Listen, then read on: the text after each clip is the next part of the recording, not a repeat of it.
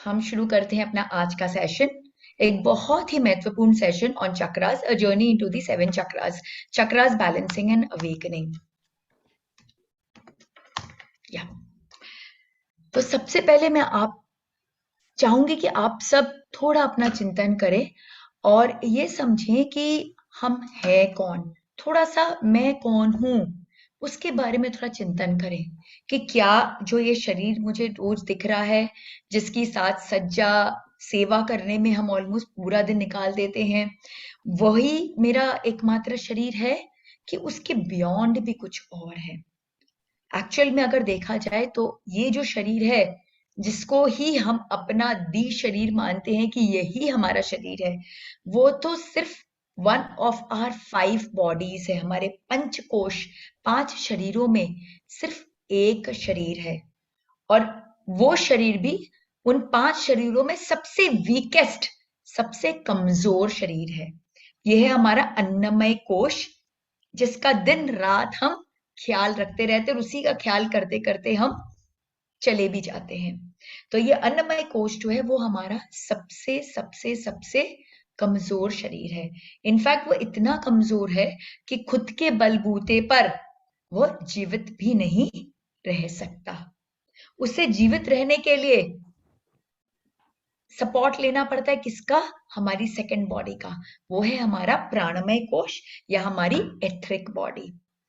प्राणमय कोश जो है वो रेप्लिका है हमारे अन्नमय कोश का। हू बहू फोटोकॉपी है अन्नमय कोश के।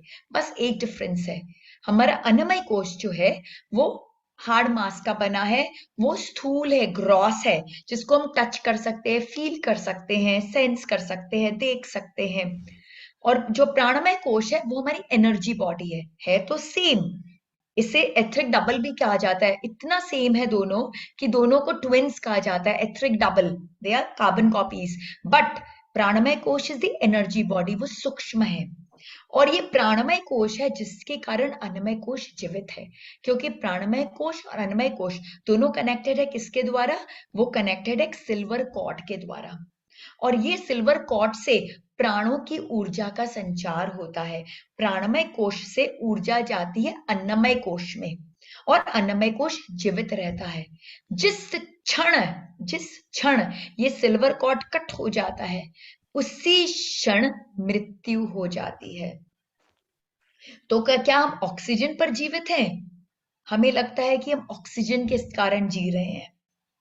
ऑक्सीजन के कारण जी तो रहे हैं, बट सिर्फ ऑक्सीजन के कारण नहीं जी रहे हैं, वो तो बहुत छोटा सा पार्ट है। ऑक्सीजन के अंदर जो ये प्राण शक्ति है, जो प्राणमय कोश से आ रही है, हम उसके कारण जीवित हैं। क्योंकि अगर सिर्फ हम ऑक्सीजन के कारण जीवित होते तो शायद वेंटिलेटर पर कितने लोगों को लगा लगा के सालों साल जीवित रखा जा सकता था। इच्छा मृत्यु हो जाती थी हमारी। ऑक्सीजन सिलेंडर्स बिकते रहते, हम ऑक्सीजन सिलेंडर्स लगाते और हम जिंदा रह जाते। बट ऐसा नहीं होता है। जब मृत्यु आनी होती है, सिल्वर कॉर्ड कट हो जाता है और मृत्यु हो जाती है। और अगर हम सिर्फ ऑक्सीजन पर ही जीवित होते तो हिमालय की कंदराओं में ऐसे ऐसे ऋषि मुनि जो जिन्होंने न जाने कब से श्वास ली ही नहीं, अपने श्वास को रोकने की क्षमता है उनको दिनों दिनों तक, तो वो कैसे फिर जिंदा रहते? हम तो एक सेकंड भी श्वास रोककर नहीं जी सकते। तो हम जीते हैं प्राणमय कोश में जो ऊर्जा प्रवाह हो रही है, उस ऊर्जा के कारण। और इसी ऊर्जा के बारे में हम आज डीपली चर्चा करेंगे और इसको कैसे और शक्तिशाली बनाए और पावरफुल बनाए। आज का जो सेशन है वो उसी पर आधारित है। और प्राणमय कोश से जब हम और आगे बढ़ते हैं तो हम तीसरे शरीर पर जाते हैं, वो है मनोमय कोश, हमारा माइंड बॉडी। तो मनोमय कोश जैसा कि इसका नाम है मन, तो मन क्या करता है? मन हमारे फीलिंग्स को, हमारी थॉट्स को, हमारी लाइकिंग्स को, हमारी डिसलाइकिंग को, हमारे फियर्स को, हमारी फोबियाज को, ये सारी भावनाओं को संजो के रखता है। मनोमय कोश कभी नहीं मरता। अगर शरीर त्यागते हैं तो मृत्यु जो होती है वो होती है सिर्फ अन्नमय कोश की, और उसके कुछ दिनों पश्चात प्राणमय कोश की, क्योंकि वो दोनों जुड़े हैं। लेकिन हमारा मनोमय कोश, ज्ञानमय कोश, आनंदमय कोश, ये जो बाकी के 3 शरीर हैं, ये हमेशा जीवित रहते हैं। हमारा अन्नमय कोश बदलता है, लेकिन बाकी 3 शरीर हमारे हर जन्म में वापस आते जाते हैं। तो हमारे मनोमय कोश में जन्म जन्मांतर की सारी इमोशंस और फीलिंग्स का स्टोरेज है।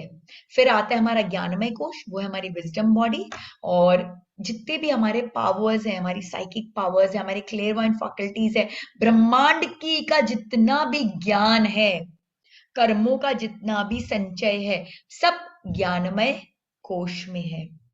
और फाइनली हमारी फिफ्थ बॉडी है, वो है ब्लिस बॉडी या सत्य चित्त आनंद का शरीर, आनंदमय कोश। और सही मायने में अगर हम जाने तो ये जो 84 लाख योनि में हम भटक रहे हैं, वो भटकाव सिर्फ इसलिए है क्योंकि हम आनंदमय कोश तक पहुंच ही नहीं पाए हैं। हमारी जो यात्रा है बहुत छोटी सी यात्रा है, अन्नमय कोश से आनंदमय कोश तक पहुंचने की यात्रा है। हम जैसे जैसे एक एक शरीर को साधते जाएंगे, वैसे वैसे हम अपने आप को स्ट्रॉन्ग करते जाएंगे और मोक्ष के मार्ग में अग्रसर होते जाएंगे। इस लोक को क्या, हम उस लोक को भी जीत लेंगे। तो ये जो हमारा शरीर है, ये 5 कोश से बना हुआ है। सिर्फ ये शरीर नहीं है, ये जानना बहुत जरूरी है, क्योंकि चक्र जो है वो हमारे इस शरीर में नहीं वास करते हैं, चक्र हमारे इसके आगे के शरीर में वास करते हैं। इसलिए बहुत जरूरी है कि हम अपने आप को जाने।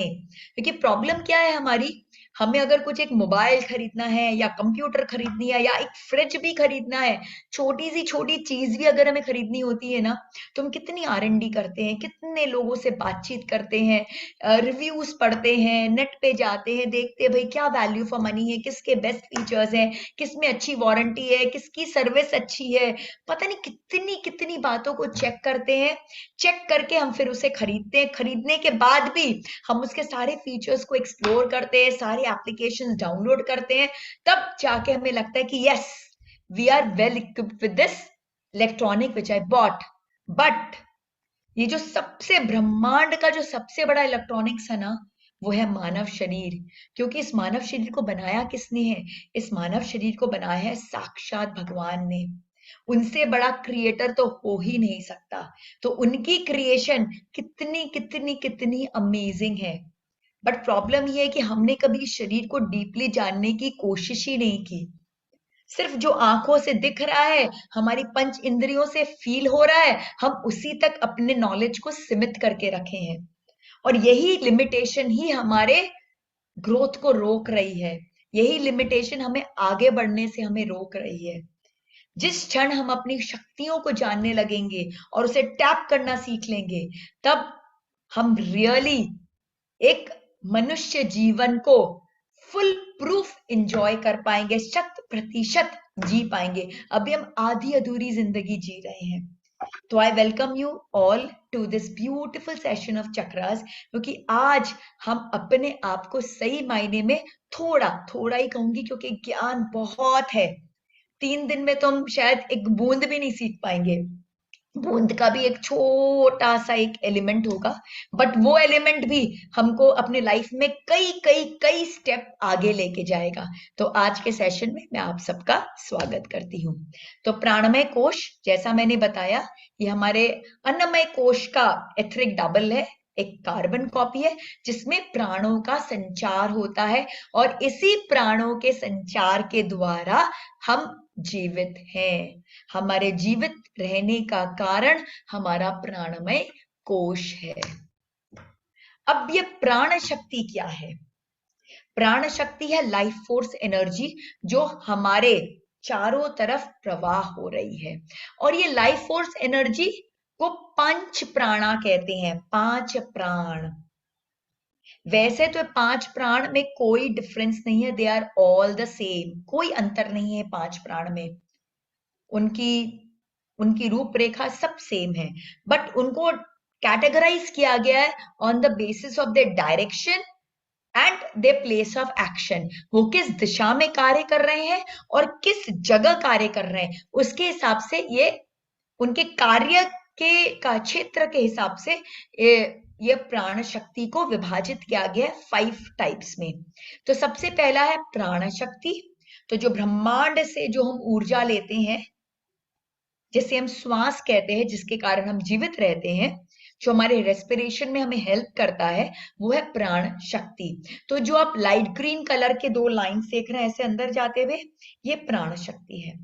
उसके बाद आ गया उदान शक्ति। उदान शक्ति जो डार्क ग्रीन कलर की लाइन जो सेंटर से ऊपर की तरफ जा रही है, वो उदान शक्ति है। ये कंट्रोल करती है हमारे नर्वस सिस्टम को। अंदर से बाहर की तरफ जाती है ऊर्जा, हमारे नर्वस सिस्टम को कंट्रोल करती है। फिर है व्यान शक्ति। व्यान शक्ति जो ब्राउन लाइंस आप देख रहे हैं, जो पूरे शरीर में दौड़ रही है, ये हमारे सर्कुलेशन सिस्टम को कंट्रोल करती है, हमारे ब्लड के मूवमेंट को, सर्कुलेशन को, इसको कंट्रोल करती है। फिर चौथी है समान शक्ति, जो आप स्टमक की तरफ आप जो स्पाइरल शेप का जो आप देख रहे हैं ब्राउन कलर की लाइन, वो है समान शक्ति। ये हमारे डाइजेस्टिव सिस्टम को कंट्रोल करती है, इसके कारण हमारा डाइजेशन प्रॉपरली हो पाता है। फिर उसके बाद आती है लास्ट, वो है अपान वायु। अपान वायु हमारे एक्सक्रीटरी और रिप्रोडक्टिव सिस्टम को कंट्रोल करती है, इसका डायरेक्शन डाउनवर्ड है, और ये हमारे जो मल मूत्र है उसके विसर्जन में, गैस के विसर्जन में, ये सब में हमारी मदद करती है। तो ये जब 5 प्राण शक्ति बैलेंस्ड होती है, प्रॉपर होती है, तब तो हमारा शरीर प्रॉपरली काम करता है। और जब ये 5 शक्ति बराबर काम नहीं करती, सपोज समान शक्ति अगर हमारी बैलेंस नहीं है, प्रॉपर नहीं है, तो हमें डाइजेस्टिव इश्यूज हो जाएंगे। अगर हमारी अपान शक्ति प्रॉपर नहीं है तो हमें एक्सक्रीटरी प्रॉब्लम शुरू हो जाएंगी। अगर हमारी प्राण शक्ति प्रॉपर नहीं है तो हमें रेस्पिरेटरी प्रॉब्लम्स हो सकती हैं। तो ये पंच प्राण जो है, ये हमारे जो पूरा प्राणमय कोश है, इसमें प्राण को ऐसे पंच प्राण में डिवाइड किया गया। इसके बाद पंच उप प्राण भी है, ऐसे और भी डीप है, बट मैं अभी आपको एक एलिमेंट्री लेवल पे चीजों को समझाने की कोशिश करूंगी, और उसके बाद फिर मौका मिला तो हम जरूर डीप में जाएंगे। तो ये जो प्राण है, प्राण शक्ति है, पंच प्राणा जो है, ये प्रवाहित कैसे हो रही है, ये हमारे शरीर में दौड़ कैसे रही है? तो ये हमारे शरीर में दौड़ती है थ्रू पाइप्स, जिसको हम नाड़ी बोलते हैं। तो नाड़ी क्या है? नाड़ी सटल पाइप्स है, सूक्ष्म पाइप है, इसको आप आईज से देख नहीं सकते। ये एनर्जी की पाइप है और इसमें एनर्जी ही फ्लो होता है। तो ना एनर्जी दिखता है ना वो पाइप दिखती है। तो अगर हम बॉडी को कट करके देखने की कोशिश करें तो आपको कुछ नहीं मिलने वाला है। फिर आप बोलोगे कि अरे आपने क्या बताया, तो कुछ दिख ही नहीं रहा है, क्योंकि वो आपको दिख ही नहीं सकता है, ग्रॉस है ही नहीं। ये एनर्जी बॉडीज है हमारी। तो एनर्जी जो है वो प्रवाहित होती है अपने एनर्जी पाइप्स में, जिसे हम नाड़ी कहते हैं। और हमारे अंदर 72,000 नाड़ियां हैं, जैसा कि आप इस चित्र में देख सकते हैं। 72,000 पाइप्स है, सटल पाइप्स है हमारे बॉडी में, जिसके थ्रू प्राण शक्ति दौड़ती है। एंड जब ऐसे 72,000 पाइप्स में प्राण शक्ति दौड़ती है, तो आप समझ सकते हो कैसी ऊर्जा क्रिएट कर रही होगी। तो जैसे एक मोबाइल होता है तो वो एक इलेक्ट्रोमैग्नेटिक ऊर्जा को क्रिएट करता है, वैसे हमारी जो बॉडी है वो एक बायोएथरिक फील्ड को क्रिएट करती है। और ये बायोएथरिक फील्ड जो है वो जहां तक फैली हुई है उसे हम अपना ऑरा कहते हैं। अब आपको बात समझ में आई होगी, बिकॉज ऑरा इज समथिंग जो हम सब जानते हैं, हम सब जानते हैं। और मैं देख भी पा रही हूँ कि ऑरा बोलते ही आपके चेहरे पे ऐसी एक्सप्रेशन है कि yes I know it, yes I know it. So yes, that is aura. जो हम रोज कहते हैं भाई इसकी ऑरा ऐसी है, इसकी ऑरा वैसी है, बट ऑरा है क्या? ऑरा हमारी बायोएथरिक एनर्जी है जो हमारे प्राण शक्ति से बनी है। अब क्या सबकी ऑरा एक समान होती है? नहीं, क्योंकि हम तो खुद ही जजमेंट करते हैं ना, इसकी ऑरा अच्छी है, इसकी ऑरा अच्छी नहीं है। तो सबकी ऑरा एक समान नहीं होती, सबका बायोएथरिक फील्ड एक समान नहीं होता। जिसकी प्राण शक्ति ज्यादा पावरफुल होती है, ज्यादा फ्रीक्वेंसी पे वाइब्रेट करती है, उसकी बायोएथरिक फील्ड ज्यादा पावरफुल होती है और उसकी ऑरा उतनी बड़ी होती है। और जिसकी प्राण शक्ति कमजोर है, जो बीमार है, डिजीज्ड है, इमोशनल मेंटल प्रॉब्लम से ग्रसित हैं, उनकी बायोएथरिक फील्ड बहुत छोटी होती है। और बायोएथरिक फील्ड छोटी होने का उनका ऑरा भी छोटा हो जाता है। Length of the aura is directly proportional to the frequency of prana energy. Aura कितना बड़ा होगा वो डिपेंड करता है हमारी प्राण एनर्जी कितने फ्रीक्वेंसी पे वाइब्रेट कर रही है। और ये रिसर्च ने प्रूव किया है कि एक हेल्दी पर्सन, एकदम स्वस्थ इंसान जो है, उसकी ऑरा ऑलमोस्ट 2.4 मीटर्स तक होती है। एक डिजीज्ड पर्सन जिसको हल्की फुल्की बीमारियां हैं, उसकी ऑरा 1.95 मीटर्स तक होती है।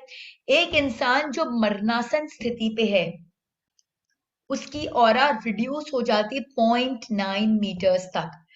और जो स्पिरिचुअली एनलाइटेंड सोल होते हैं, जैसे हमारे मुनि महाराज होते हैं, बहुत बहुत एनलाइटेंड होते हैं, जैसे हमारे विद्यासागर जी महाराज हो गए, महाप्रज्ञा जी हो गए थे, आचार्य तुलसी, जितने भी हमारे बड़े बड़े जो गुरु हैं, जिन्होंने सही रूप में, सही मायने में समाज में एक सेवा का काम किया है और लोगों के जीवन में अंतर लाया है, अगर हम उनकी ऑरा को मेजर करने बैठेंगे तो शायद मेजर ही नहीं कर पाएंगे। उनकी aura kilometres and kilometres, metres मतलब यहाँ पे हम 2.4 मीटर की बात कर रहे हैं, उनकी ऑरा तो किलोमीटर्स तक रन करती है। और यही कारण है कि जब चतुर्मास होता है और उनके सानिध्य में आते हैं, हम बिल्कुल बदल जाते हैं।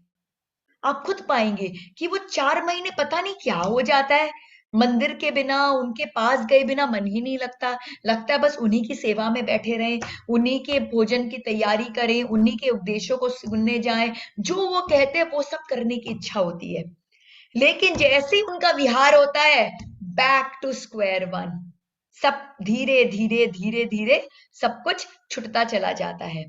तो वो आपकी ताकत नहीं थी जिसके कारण आपने इतना कुछ कर लिया, वो उनकी ताकत थी। उनका ऑरा इतना स्ट्रांग था कि आप जैसे ही उनके ऑरा के अंडर में आए, आप में खुद में एक नई चेतना आ गई, एक नया उल्लास आ गया, एक नया उमंग आ गया, बहुत कुछ करना चाहे। और जैसे ही वो विहार कर गए, आप उनकी ऑरा से दूर हो गए, आप बैक टू अपने नॉर्मल कंडीशन में आ गए। तो आज के सेशन में हम यही डिस्कस करने वाले हैं कि हम कैसे अपनी ऑरा को स्ट्रॉन्ग करें, कैसे अपनी प्राण शक्ति को और बढ़ाएं। क्योंकि जितने भी प्रॉब्लम है, चाहे मानसिक, शारीरिक, आध्यात्मिक, हर प्रॉब्लम हमारी प्राण शक्ति से जुड़ी हुई है। कहते कोई भी बीमारी, रिसर्च ने प्रूव किया है, 6 महीने पहले हमारे प्राणमय कोश में आ जाती है और फिर 6 महीने के अंदर हमारे शरीर के अंदर घुसती है। तो पहले हमारे प्राणमय कोश को अटैक करती है कोई बीमारी और फिर वो अन्नमय कोश में आती है। तो कैसे प्राणमय कोश को अटैक करती है? क्योंकि जब हमारी ऑरा वीक होगी, जब हमारी प्राण शक्ति बहुत कमजोर होगी, जब उसकी फ्रीक्वेंसी, वाइब्रेटिंग फ्रीक्वेंसी उसकी इतनी हाई नहीं होगी, तो क्या होगा, वो ऑरा एकदम वीक होगी, कमजोर। कमजोर होने से उसमें ना हल्के हल्के छेद हो जाते हैं और उन छेद के द्वारा सूक्ष्म एवं स्थूल नेगेटिव एंटिटीज हमारे अंदर एंटर कर जाते हैं।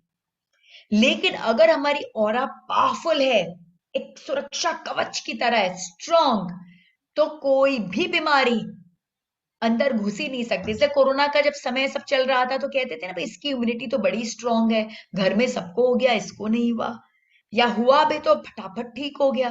तो कारण ये कि उसकी ऑरा बड़ी पावरफुल होगी, तो वो उसको छेद के अंदर नहीं घुस पाया, वो भी जीव जंतु है, क्योंकि उससे भी हमारी ऑरा को छेद के घुसना पड़ता है। और सिर्फ फिजिकल डिजीज के लिए नहीं, मेंटल डिजीज, मेंटल डिजीज हो, इमोशनल हो, साइकोलॉजिक, जितने भी प्रॉब्लम्स है हमारे लाइफ के, रिलेशनशिप रिलेटेड एनी प्रॉब्लम, सारी प्रॉब्लम जो है वो इस ऑरा को छेद के ही अंदर घुसते हैं। तो हमारा सबसे इंपॉर्टेंट कर्तव्य ये है, अगर हम आपको अपने आप को मेंटली, इमोशनली, फिजिकली, स्पिरिचुअली हर वे से अपने आप को हम स्वस्थ अगर रखना चाहते हैं, तो हमारे लिए सबसे इंपॉर्टेंट ये है कि हम अपनी ऑरा को सशक्त बनाएं, उसे स्ट्रॉन्ग बनाएं, उसे पावरफुल बनाएं। और आज का सेशन इसी के ऊपर में फोकस्ड है कि हम कैसे अपनी ऑरा को स्ट्रॉन्ग बना सकते हैं कि कुछ भी हो जाए, हमारा सुरक्षा कवच इतना पावरफुल हो कि किसी भी नेगेटिव एंटिटी को हमारे अंदर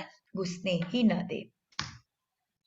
तो ये 72,000 नाड़ियां हमारे अंदर है, लेकिन 3 नाड़ी सबसे प्रमुख है, वो है ईड़ा, पिंगला और सुषुम्ना।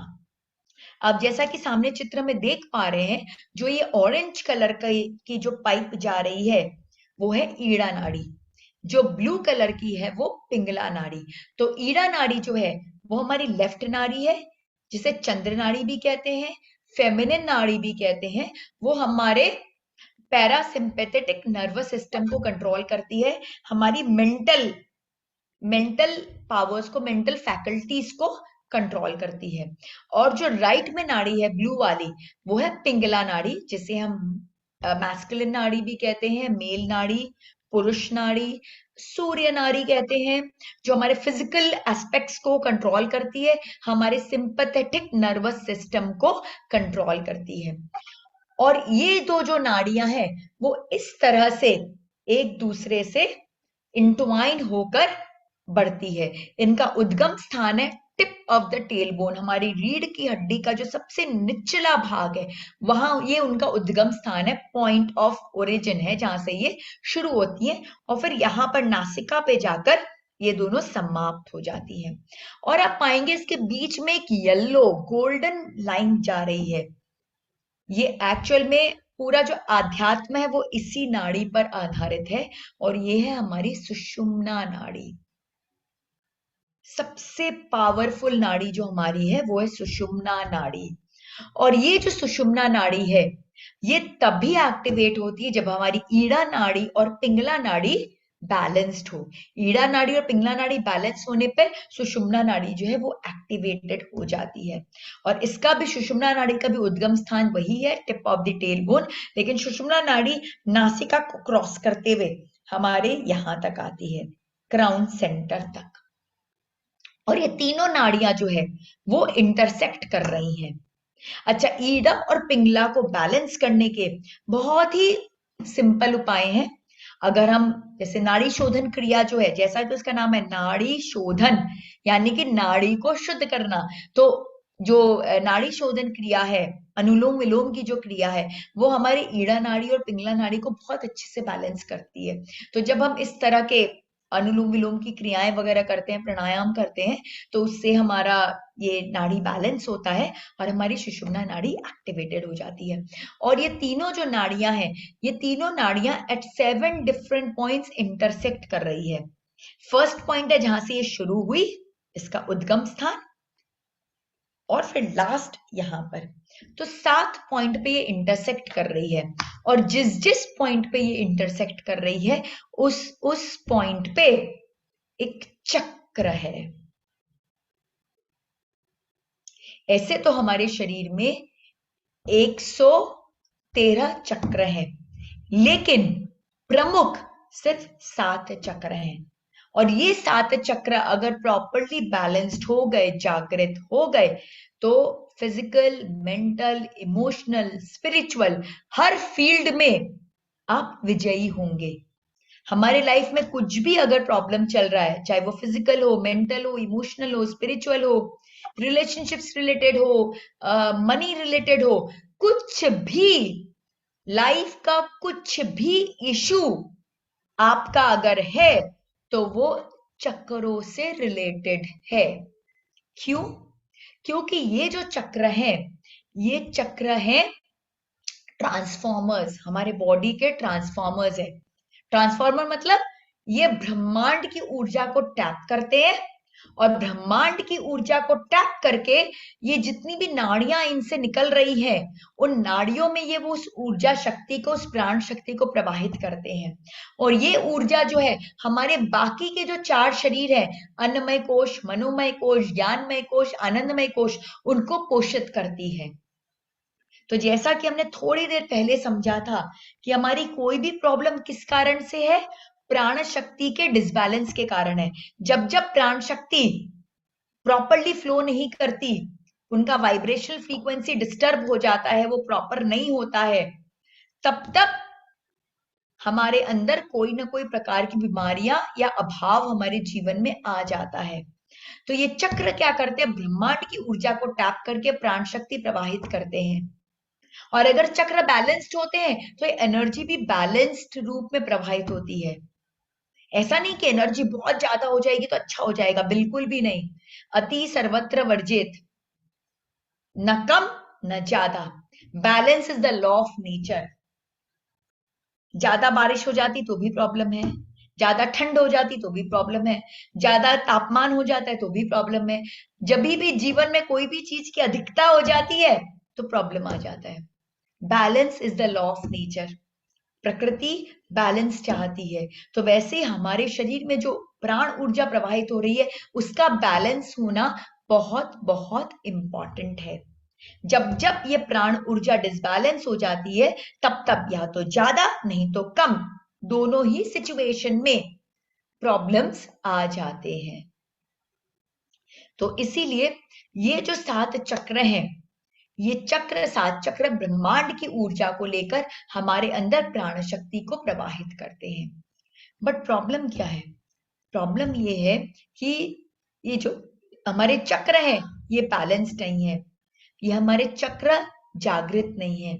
हमने जो इतने जन्म लिए हैं, इन जन्मों में हमने इतने कर्मों को जो सजोया है, अपनी धरोहर बनाई है, ये कर्मों की बोलते ना हम कलुषता के कारण ये जो चक्र है हमारे वो बिल्कुल डिसबैलेंस हो गए हैं, एकदम डिसबैलेंस हो गए हैं। इनकी एनर्जी कुछ कुछ केस में बिल्कुल एनर्जी फ्लो है ही नहीं, और कुछ कुछ केस में एनर्जी जो है बहुत ज्यादा हो रही है, या तो कम नहीं तो ज्यादा, इनकी बैलेंसिंग डिस्टर्ब हो गई है। इसलिए बहुत इंपॉर्टेंट है चक्रों को बैलेंस करना, क्योंकि जो हमारे चक्र हैं वो चक्र के साथ उनके साथ पेटल्स भी जुड़े हैं। जैसे हमारा मूलाधार चक्र है उसमें 4 पेटल है, स्वादिष्ठान है उसमें 6 पेटल है, मणिपुर है उसमें 10 पेटल है, अनाहत यहाँ पर उसमें 12 पेटल है, विशुद्धि 16 पेटल है, आज्ञा 2 पेटल है, सहस्रार में जैसा कि इसका नाम है सहस्र पेटल्स है। तो ये सारे पेटल्स वाइब्रेट करते हैं। बट प्रॉब्लम क्या हो गया है कि बिकॉज ये चक्र बैलेंस्ड नहीं है, ये चक्र अपने नेचुरल फ्रीक्वेंसी पर वाइब्रेट नहीं कर रहे हैं, उसके कारण क्या हो रहा है, ये ब्रह्मांड की ऊर्जा को प्रॉपरली टैप नहीं कर पा रहे हैं। तो हमारा रोल क्या है? जब मैं कह रही हूं कि चक्र बैलेंसिंग एंड अवेकनिंग, तो मतलब चक्र को जागृत करना और उनको बैलेंस करना।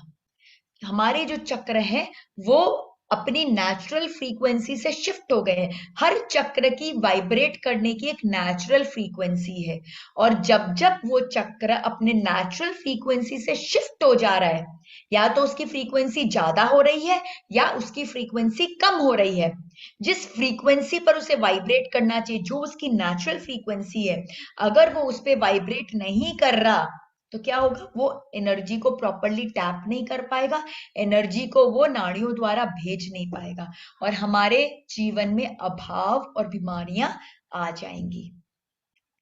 तो आज का जो सेशन है और हमारा जो 3 दिवसीय जो सत्र है अपने चक्र का, उसमें हम एक एक चक्र के बारे में चर्चा करने वाले हैं और उनको हम कैसे बैलेंस कर सके, और वो अगर बैलेंस नहीं होते तो हमारे जीवन में किस प्रकार का भाव लाते हैं, किस प्रकार की बीमारियां लेके आते हैं, किस तरह का इमोशनल डिस्टरबेंस लेके आते हैं, रिलेशनशिप डिस्टरबेंस लेके आते हैं, हम उसके बारे में चर्चा करेंगे, ताकि आप खुद के डॉक्टर खुद बन सके, ताकि आपको खुद से पता चल सके कि यस, मेरे जीवन में क्या बराबर चल रहा है और क्या नहीं चल रहा है, और जो नहीं चल रहा है उसको मैं कैसे ठीक कर सकूं। क्योंकि सारी चीजों के जड़ में अगर हम जाते हैं, अपने लाइफ के कोई भी कॉज के जड़ में अगर हम जाते हैं, कई कहते हैं हमारे बच्चा नहीं हो रहा, कई कहते हैं हमारे करियर में हमको सक्सेस नहीं मिल रहा, कई कहते हैं कि हमारे रिलेशनशिप्स पता नहीं क्यों अच्छे ही नहीं रहते, कई कुछ और फिजिकल बीमारियों से ग्रसित रहते हैं।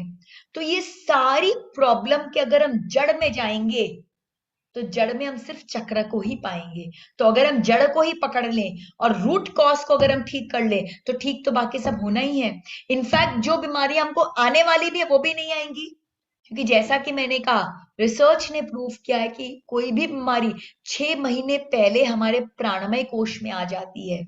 किसी को कैंसर होना है तो 6 महीने पहले प्राणमय कोश में कैंसर आता है, फिर वो शरीर पे आता है। तो अगर हम उसी लेवल पे उसको ठीक कर दें तो हम कभी बीमार ही नहीं होंगे। तो चक्र का जो ज्ञान है वो बहुत बहुत बहुत डीप ज्ञान है और बहुत विस्तृत ज्ञान है।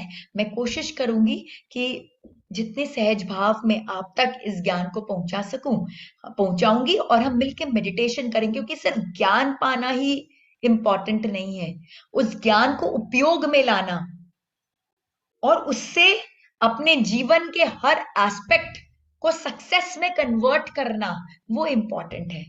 हमने 3 दिन की क्लास कर ली और चक्र के हम महाज्ञानी बन गए और हम थ्योरी क्वेश्चंस में परफेक्ट हो गए, कोई कुछ भी पूछे हम फटाफट आंसर कर रहे हैं, उससे कोई फायदा नहीं होगा।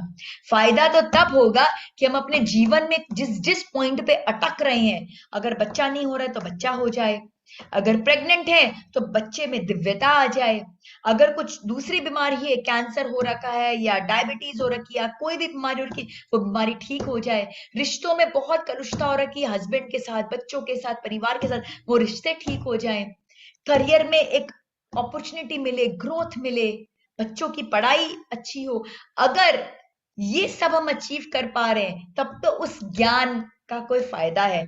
अदरवाइज सिर्फ कहने सुनने के लिए तो हम घंटों घंटों बहुत चर्चा कर सकते हैं, बट उसका कोई वैल्यू नहीं है। तो एक कमिटमेंट मुझे आप लोगों से ये लगेगा ये 3 दिन के सेशन में, कि आप अपने जीवन के जो भी आयाम है उसको पकड़कर आप इस ज्ञान का उपयोग कर उसे ठीक करेंगे। ठीक करेंगे वो तो मैं आपको बताती हूँ, अगर आपने वर्क किया तो ठीक तो होना ही है। समय कितना लगेगा वो एक डिफरेंट बात है, उसके बारे में हम आगे चल के चर्चा भी करेंगे, लेकिन होना है तो होना है, क्योंकि बेस यही है। आपने अगर बेस को पकड़ लिया, जड़ को पकड़ लिया, फिर time is the only factor. किसी को 10 दिन लगेंगे, किसी को 10 महीने लगेंगे, किसी को 2 साल लगेगा, वो समय की बात है, क्योंकि कितने हमारे कर्म गहरे होंगे उतना समय हमें ज्यादा लगेगा। किसी के कर्म हल्के फुल्के हैं तो बस 1-2 साधना में, कई लोगों को तो मैं जानती हूँ मेडिटेशन कराती हूँ और उनकी जो प्रॉब्लम होती है बस उसी समय ठीक हो जाती है, सडनली मेडिटेशन से उठते। मेरे साथ खुद हुआ है, मैं अपने गुरु जी के जब अपने बाबा जी के मैं सेशंस में जाती थी और मैं मेडिटेशन बैठती थी, जो प्रॉब्लम को सोच के बैठती थी, उठती थी तुरंत देखती प्रॉब्लम सॉल्व हो गया, कोई फोन आ गया, कुछ हो गया, सॉल्व हो गया, क्योंकि मे बी वो जो कर्म थे बहुत हल्के थे, तो एक मेडिटेशन में जो कर्मों की निर्जरा हुई उससे ठीक हो गए। बट कुछ कुछ प्रॉब्लम बहुत गहरे होते। मेरा एक इशू था जिसको ठीक करने में मुझे 4 साल लगे, 4 इयर्स तक बहुत कड़क परिश्रम कराया मेरे गुरुजी ने मुझसे, और जब वो किया तो मुझे उसकी प्राप्ति हुई। तो क्योंकि उसमें मेरे कर्म गहरे थे, तो कर्म आपके कैसे उसके हिसाब से आपको रिजल्ट मिलेगा, लेकिन अगर आप डटे रहे तो रिजल्ट तो मिलना ही है, बिकॉज ये ज्ञान जो है ये वेदों का ज्ञान है, ये शास्त्र का ज्ञान है, ये ब्रह्मांड का ज्ञान है, तो आपको तो रिजल्ट मिलेगा ही मिलेगा। तो अब चक्र को हम यहां तक तो हम समझ गए, चक्र क्या है, एकदम क्लैरिटी हो गई हमें कि चक्र क्या होते हैं और चक्र क्यों इंपॉर्टेंट है, वो भी हमें एकदम क्लियर हो गया। अब हम चलते हैं अपने नेक्स्ट स्टेप में, वो है कि इनकी बैलेंसिंग कैसे की जाए। तो हम चक्र को कैसे बैलेंस कर सकते हैं? हम चक्र को बैलेंस कर सकते हैं कलर के द्वारा। जैसा कि आप चित्र में देख पा रहे हैं, सातों चक्र अलग अलग कलर के हैं। सबसे नीचे लाल, फिर ऑरेंज, फिर येलो, फिर ग्रीन, फिर ब्लू, फिर इंडिगो और फिर वायलेट। ये कलर्स क्या आपको कुछ कुछ ध्यान दिला रहा है? आपको समझ में आ रहा है ये कलर्स आपने कहाँ पे देखे हैं? कुछ ध्यान आ रहा है आपको? इंद्रधनुष। इंद्रधनुष, यस, इंद्रधनुष, रेनबो। ये रेनबो के 7 कलर्स हैं। तो सोचिए भगवान ने हर चीज कितनी कनेक्टेड, कितनी ब्यूटीफुली जोड़ के बनाई है। हमारे शरीर में भी इंद्रधनुष है और बाहर में भी इंद्रधनुष है। ये हमारे शरीर का इंद्रधनुष है, 7 कलर्स, जिसमें जो लाल रंग है इसकी वाइब्रेशनल फ्रीक्वेंसी सबसे कम है और वायलेट की वाइब्रेशनल फ्रीक्वेंसी सबसे ज्यादा है, और ये नीचे से ऊपर बढ़ती जाती है। लाल की सबसे कम, फिर उससे ज्यादा ऑरेंज की, फिर उससे ज्यादा येलो की, फिर उससे ज्यादा ग्रीन, उससे ज्यादा ब्लू, उससे ज्यादा इंडिगो, एंड फाइनली वायलेट जो है वो सबसे हाईएस्ट वाइब्रेशनल फ्रीक्वेंसी का है। तो हम कलर्स के द्वारा हम अपने चक्र को बैलेंस कर सकते हैं। कैसे? हर चक्र का अपना कलर है, हर कलर की अपनी एक वाइब्रेशनल फ्रीक्वेंसी है। जैसा कि मैंने बताया चक्र इम्बैलेंस क्यों होता है, जब वो अपने नेचुरल फ्रीक्वेंसी से शिफ्ट हो जाता है तभी वो इम्बैलेंस होता है। तो इसलिए जब ये चक्र कि जो ये कलर एनर्जी है, हम वो कलर एनर्जी को जब हम प्रोजेक्ट करेंगे चक्र पर तो क्या होगा, वो बैलेंस होने लगेगा। तो जब हम ध्यान में विजुअलाइज करते, जो मैं आपको कराऊंगी, जब हम ध्यान में विजुअलाइज करेंगे लाल ऊर्जा की, और वो लाल ऊर्जा को लेके जब अपने मूलाधार पे प्रोजेक्ट कराएंगे, आपको अपने मूलाधार में अंदर जाके कोई रेड पेंट करने की आवश्यकता नहीं है। पहली तो बात, आप वो कर भी नहीं सकते हो, और वो करना नहीं है, क्योंकि ये एनर्जी है, ये एनर्जी है। और एनर्जी चलती किस पर है? भावों पर चलती है। ये एनर्जी भावों पे चलती है। तो अगर आपने अपने अंदर ये भाव लाया कि मैं लाल, दिव्य लाल एनर्जी को लेकर अपने मूलाधार पे प्रोजेक्ट कर रही हूं, तो मूलाधार पे वो लाल रंग का प्रोजेक्शन हो रहा है और वो वाइब्रेशनल फ्रीक्वेंसी मूलाधार में जा रही है। आपको बस सोचना है, सोचना है। बट प्रॉब्लम क्या, हम सोचने में ही कंजूसी कर जाते हैं। जो नहीं सोचना होता उसको तो दिन रात सोचते रहते हैं, और जो सोचना होता है वो सोचने में हमें बड़ा कष्ट होता है। कई लोग मिलते हैं, अरे दीदी समझ ही नहीं आता कैसे प्रोजेक्ट करे, कैसे क्या करे। अरे भाई बहुत सिंपल है, सोचो लाल ऊर्जा और प्रोजेक्ट करो, इसमें कौन सी बड़ी बात है? So simple. कराऊंगी मैं आप लोगों के, मैं आज ही एक एक चक्र को जब डिस्कस करेंगे तभी हम उस ऊर्जा कलर्स को, मंत्र को प्रोजेक्ट करेंगे हम उस पर, ताकि आपको थोड़ी थोड़ी प्रैक्टिस होता जाए। फिर हम जब कल एक शॉर्ट मेडिटेशन करेंगे होपफुली, और परसों तो हम एक बहुत बड़ा मेडिटेशन करेंगे, तो हमारा पूरा कॉन्सेप्ट एकदम क्लियर हो जाएगा। तो इस तरह से कलर को हम जब प्रोजेक्ट करते हैं अपने चक्र पर, तो हमारी जो वाइब्रेशन फ्रीक्वेंसी होती चक्र की, वो उस उसकी नेचुरल फ्रीक्वेंसी पर आ जाती है। Second, sound. ये तो था विजुअल एनर्जी। अब दूसरी एनर्जी साउंड। हर चक्र जुड़ा है किससे? एक साउंड वाइब्रेशन से, साउंड एनर्जी से। तो हर चक्र का एक बीज मंत्र है। तो जब हम उस बीज मंत्र की चैंटिंग करते हैं, जब हम उस साउंड एनर्जी को वाइब्रेशंस क्रिएट करते हैं, तो वो वाइब्रेशंस हमारे उस चक्र पे प्रोजेक्ट होता है, और वो साउंड एनर्जी के वाइब्रेशंस को पाकर वो चक्र भी अपने उस नेचुरल फ्रीक्वेंसी, जो कि उस साउंड एनर्जी की फ्रीक्वेंसी है, उस पर जाने की कोशिश करता है। जैसे मूलाधार है, मूलाधार का बीज मंत्र क्या है? लम। तो जब आप मूलाधार चक्र का ध्यान करते हैं और लम बीज मंत्र को प्रोजेक्ट करते हैं, तो आपका मूलाधार वाइब्रेट करने लग जाता है। आप फील करेंगे, खुद फील करेंगे, सिर्फ मेरे बोलने की बात नहीं है, 3 दिन में ही आप फील करेंगे वाइब्रेशंस को।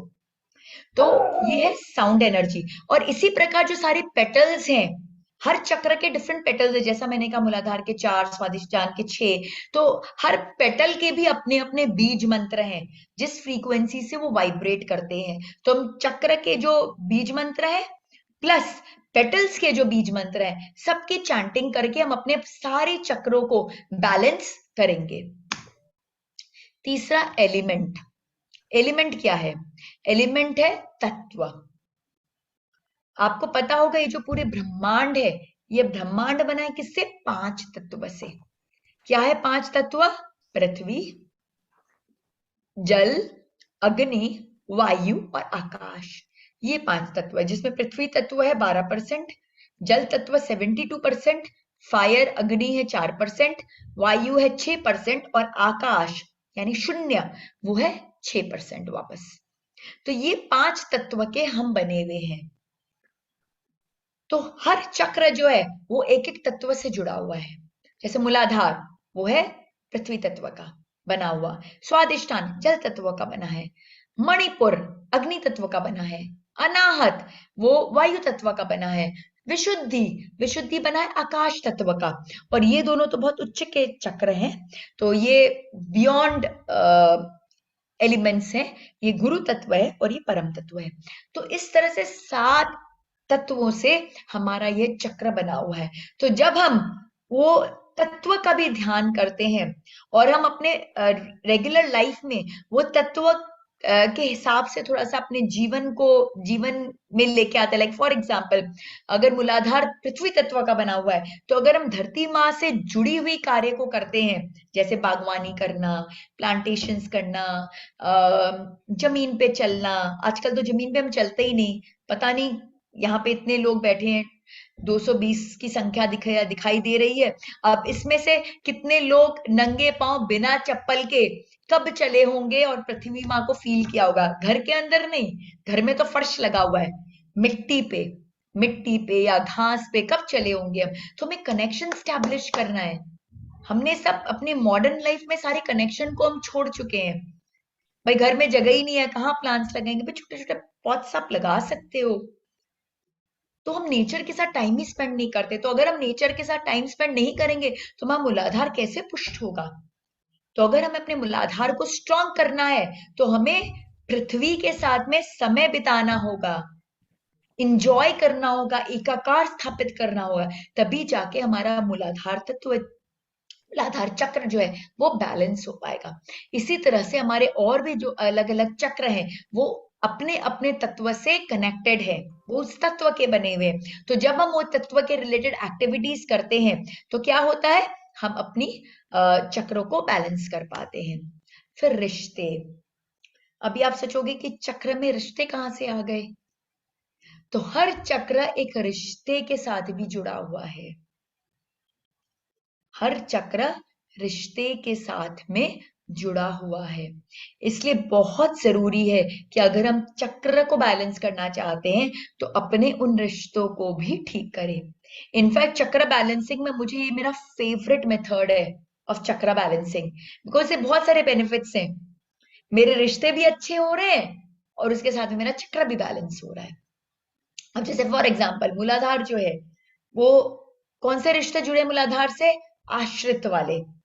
जो लोग हम पर आश्रित हैं वो लोग हमारे मूलाधार को इफेक्ट करते हैं। तो अगर हमारा मूलाधार चक्र इम्बैलेंस है, इसका मतलब कि जो लोग हम पर आश्रित है, कैसे लोग होते हैं हम पर आश्रित?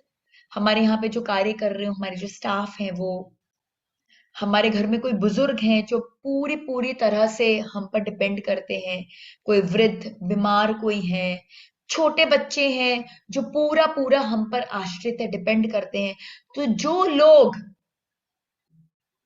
हमारे ऊपर पूरे डिपेंड करते हैं, जिनका जीवन हम पर फुल्ली आधारित है, उनके साथ हमारा कैसा रिश्ता है वो हमारे मूलाधार के हेल्थ को डिसाइड करेगा। Plain and simple. इसी तरह से हर चक्र एक एक रिश्ते के साथ जुड़ा है। तो अगर आप अपने चक्र को बैलेंस करना चाहते हैं तो कुछ नहीं करना है, उन रिश्तों के साथ अपने रिलेशंस को इंप्रूव कर लीजिए, तो आपका चक्र अपने आप बैलेंस हो जाएगा। और आपका चक्र जैसे से बैलेंस होता जाएगा वैसे वैसे रिश्ते भी ऑटोमेटिकली इंप्रूव होते जाएंगे, लाइक अ मैजिक। आप खुद सोचोगे कि कैसे हो गया, बट हो गया। कुछ दिन पहले तक तो ऐसी हालत थी कि आई टू आई देख नहीं पाते थे, एक दूसरे के एनर्जी फील्ड में आते ही लगता था जैसे कांटे कांटे आ गए हो, माय गॉड, अब खड़े ही नहीं हो सकते एक दूसरे के साथ। और अब आप उनके साथ हंस बोल रहे हो, खुश हो, इंजॉय कर रहे हो। इसका कारण क्या है? उसका कारण ये है कि जो कलुषता थी कर्मों की वो ठीक हो गई, वो उन चक्रों में थी। चक्रों को जैसे से आपने बैलेंस किया, उन कर्मों की निर्जरा हुई और आपके रिश्ते इंप्रूव हो गए। चौथा, प्लैनेटरी पोजीशंस। हमारे जितने भी ग्रह हैं उनका भी वास हमारे चक्रों में है। आपने कभी बात फील की है कि ब्रह्मांड में शनि देव तो एक ही हैं, सूर्य देव भी एक है, शुक्र भी एक है, बृहस्पति भी एक है। फिर ऐसा क्यों होता है कि किसी का शुक्र उच्च का है तो किसी का नीच का है, किसी का सूर्य बहुत बलिष्ठ है तो किसी का सूर्य एकदम गया गुजरा है? एक ही तो है। फिर ऐसा क्यों? क्या वो भेदभाव कर रहे हैं अपनी एनर्जी भेजने में? बिल्कुल भी नहीं। हमारा हर चक्र एक एक ग्रह से रिलेटेड है। तो जब वो ग्रह जो है, जब वो चक्र प्रॉपरली वर्क नहीं करता, बैलेंस नहीं होता, तब वो उस ग्रह की ऊर्जा को टैप नहीं कर पाता। और वो ग्रह की ऊर्जा को टैप नहीं कर पाता तो पंडित जी क्या बताते हैं कि आपका ये ग्रह तो नीच का हो गया, आपको 7.5 लग गई और पता नहीं क्या क्या क्या क्या क्या क्या हो गया। मैं डिनाई नहीं करती कि ये बातें गलत है, ये बातें करेक्ट है, पंडित जी जो बोलते गलत नहीं बोलते, लेकिन हमें घबराना नहीं है, हमें उससे प्रोएक्टिवली ठीक करना है। मैक्सिमम लोग क्या करते हैं, घबरा जाते हैं, घबरा के 10-15 अंगूठियां पहन लेंगे और पता नहीं क्या क्या करेंगे। कुछ नहीं करिए, अपने वो चक्र को ठीक कर लीजिए, बैलेंस कर लीजिए, तो अपने आप वो उस ग्रह की ऊर्जा को अच्छे से कैच करने लगेगा। अगली बार पंडित जाएंगे, बोले अरे वाह, ये तो अद्भुत हो गया, आपकी पूरी कुंडली एकदम अलग सी दिख रही है आज तो मुझे। ये ग्रह तो जो नीच का था वो आपका तो उच्च का हो गया, सब अच्छा हो गया। उनको क्या मालूम कि आपने एक्सटर्नल नहीं इंटरनल वर्किंग की, अपने भीतर में जाके जहां प्रॉब्लम था उस प्रॉब्लम को ठीक कर लिया, जो रूट कॉज था। और रूट कॉज को ठीक करते ही सब कुछ वो ठीक हो गया। क्योंकि पंडित जी भी जो अंगूठियां पहनाते हैं ना, वो यही कर रहे हैं। हर चक्र अलग अलग स्टोन से रिलेटेड है। मुझे स्टोन्स का उतना ज्ञान नहीं है, लेकिन आपको बता रही हूँ कि हर चक्र जो है वो एक एक स्टोन से रिलेटेड है। जैसे मूलाधार, जब मुझे ऐसे उसका नाम नहीं मालूम, रेड कलर की जो स्टोन होती है ना, मूंगा पता नहीं, रेड कलर की स्टोन होती है उससे रिलेटेड है।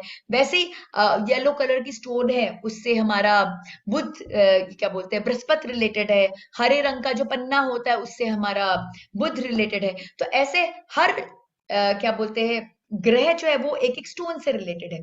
और वो जो स्टोन है वो हमारे चक्र से भी रिलेटेड है, क्योंकि वो जो स्टोन है, वो स्टोन क्या करता है, एनर्जी एमिट करता है। और वो एनर्जी की जो वाइब्रेशनल फ्रीक्वेंसी है, हमारे चक्र की वाइब्रेशन फ्रीक्वेंसी सेम है। इसलिए जब हम वो स्टोन्स को धारण करते हैं, और उसमें भी पंडित जी बताते हैं भाई इस साइज का स्टोन पहनना या उस साइज का पहनना, इतना ही पहनना, इतना बड़ा पहनना, इतना छोटा पहनना, इस टाइप का पहनना, बहुत डिटेल में बताते हैं। क्यों? क्योंकि जो साइज और जो टाइप है उससे वैसी वाइब्रेशन फ्रीक्वेंसी निकलेगी जो हमारे चक्र को इफेक्ट करेगी और हमारे चक्र को बैलेंस करेगी। और चक्र जैसे ही बैलेंस होगा, क्या होगा, वो हम उस ऊर्जा को हम कैच कर पाएंगे, टैप कर पाएंगे।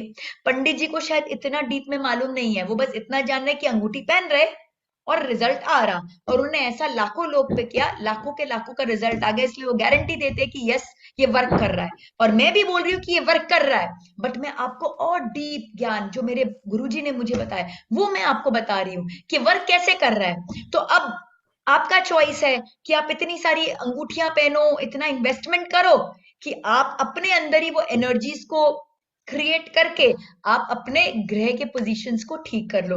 तो ये प्लैनेटरी पोजीशंस पर हम परसों के दिन एक बहुत सुंदर ध्यान भी करने वाले हैं, जिसमें हम अपने एक एक चक्र पर जाकर उससे तो सिर्फ एक स्टोन धारण कर लिया, बट जब हम चक्र साधना पर जाते हैं तो हम योगस्थ कुरु कर्माणी बन जाते हैं। क्योंकि सिर्फ 1 घंटा या आधी घंटा या 10 मिनट की साधना से कुछ नहीं होगा, आपको 24 घंटे साधना रत रहना पड़ेगा। क्योंकि आपको उस हिसाब से जीना पड़ेगा, आपको वो एलिमेंट्स को अपने जीवन में लाना पड़ेगा, वो रिश्तों को आपको इंप्रूव करना पड़ेगा, मैंडेटरी है। अगर आपके बच्चा नहीं हो रहा, आपका स्वादिष्टान कमजोर है, तब आपके हस्बैंड के साथ आपके रिलेशनशिप्स में कुछ इश्यूज है, कुछ कार्मिक कंजेशन है, आपको उसको रिजॉल्व करना ही पड़ेगा। और उससे क्या होगा, आपके रिश्ते अच्छे हो जाएंगे। हम तो सब चाहते हैं, कौन नहीं चाहता उसका रिश्ता खराब रहे, सब चाहते हैं कि रिश्ते इंप्रूव हो। तो ये हमारे लिए बहुत सुंदर अपॉर्चुनिटी, क्योंकि अब हम कॉन्शियस चेतना के साथ चीजों को करेंगे। अभी तक हम कई बार कई चीजें कर रहे हैं जो अज्ञानतावश कर रहे थे, लेकिन अब जब हम ये सारे ज्ञान को बहुत डीपली जानेंगे तो हम चेतना के साथ उसको करेंगे, जागरूकता के साथ करेंगे, जानकर करेंगे कि यस मैं ये कर रही हूं तो मुझे ऐसा रिजल्ट मिल रहा है, और मैं ये कर रही हूं तो क्यों कर रही हूं। तो आपका कमिटमेंट और बेटर होगा, आप और ललायत होंगे वो चीजों को करने के लिए। तो जो अगला मैं मेथड बता रही थी वो है योगिक क्रिया। तो जब हम योगासन करते हैं, प्राणायाम करते हैं, इस तरह की जब हम योगिक क्रियाज भी करते हैं, तो उससे भी हमारे चक्र जो है वो बैलेंस होते हैं। और फाइनली मुद्रा। मुद्रा क्या है? मुद्रा है जेस्चर्स। हमारा ये जो हाथ है ना, ये सिर्फ एक हाथ नहीं है, इसमें असंख्य मेरिडियन पॉइंट्स हैं, एनर्जी पॉइंट्स, जो एक्यूप्रेशर सुजोक वगैरह में बताया जाता है। एंड सही में इट्स वेरी वेरी पावरफुल, क्योंकि सारा ज्ञान मतलब पूरे एनर्जी सेंटर्स हमारे इस हाथ में है। और जो 5 तत्व है वो भी हमारे हाथ में। ये जो अंगूठा है ये अग्नि तत्व है, ये वायु तत्व है, ये आकाश तत्व है, ये पृथ्वी तत्व है और ये जल तत्व है। इस तरह से पांचों तत्व हमारे हाथ में है, सारे एनर्जी पॉइंट्स हमारे हाथ में है। तो जब हम अपने हाथों को लेकर विभिन्न प्रकार की मुद्राएं बनाते हैं तो क्या होता है, हम वो तत्वों को एक्टिवेट करते हैं, हम वो एनर्जी पॉइंट्स को एक्टिवेट करते हैं और वो हमारे physical, mental, emotional, spiritual growth में हेल्प करता है। तो हर चक्र से रिलेटेड उसके रेस्पेक्टिव मुद्रास भी हैं जो मैं आपको बताऊंगी। और जब आप उस मुद्रा के हिसाब से अगर आप करते हो चक्र साधना तो वो और भी पावरफुल हो जाती है।